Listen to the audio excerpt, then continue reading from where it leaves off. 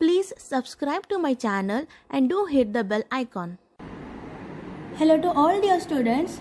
From today onwards, we are going to start a series of lecture on autocoids and related ducts. Now starting with the introduction. What is meant by autocoids?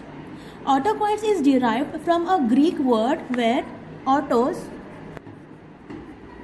means self and eikos means healing. So autocoids are something which is self-healing. It is a kind of protective mechanism in our body. Whenever any kind of damage is occurring, autocoids are being released which are healing the damaged area. Autocoids are also known as local hormones.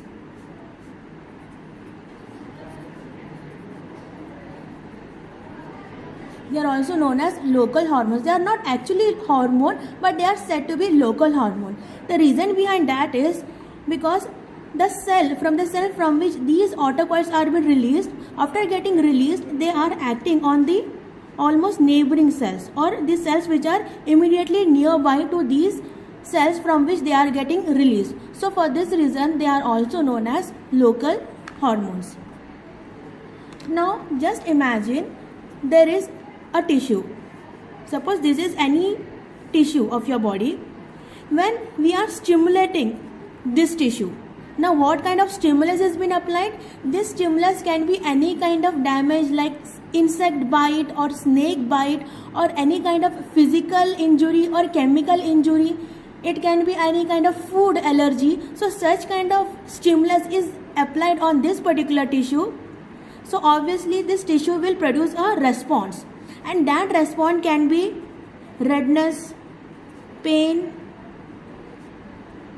itching, even edema, or sometimes bronchospasm may also occur. Okay, so whenever a stimulus such as any insect bite or physical or chemical injury is occurring, it may produce a response like redness, pain, itching, edema or bronchospasm.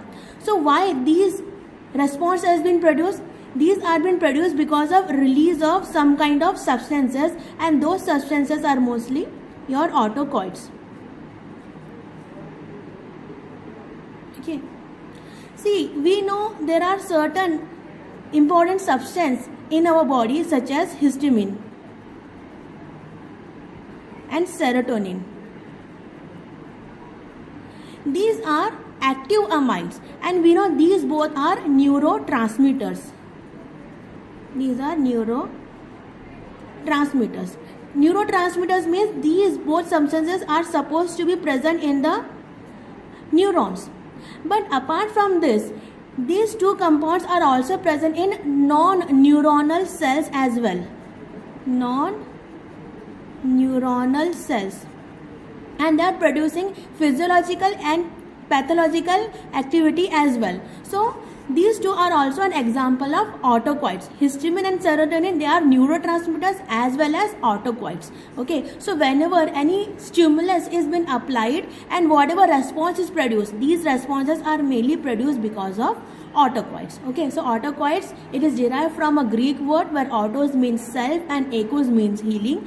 They are also known as local hormones because from the cell from where it has been released, it is producing action almost nearby to a nearby cell. So they are also known as local hormones, and they are self-healing. So any stimulus is applied, they are producing a response and healing that particular tissues. Okay, so next coming to the classification of autocoids. Okay, so the autocoids are mainly divided into three classes depending upon their chemical derivatives: amine autocoids, lipid derived autocoids and peptide autocoids.